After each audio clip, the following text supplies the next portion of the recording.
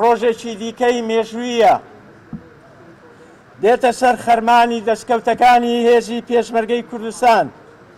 ئەمڕۆ لەگەڵ دۆستەکانمان، لەگەڵ هاوپەیمانەکانمان، لەگەڵ وڵاتێک کە هەمیشە بایەخی تەواوی بۆ هێزی پێشمەرگەی کوردستان هەیە و هەبووە هەنگاوێکی دیکە بەو ئاراستەیە دەنێین.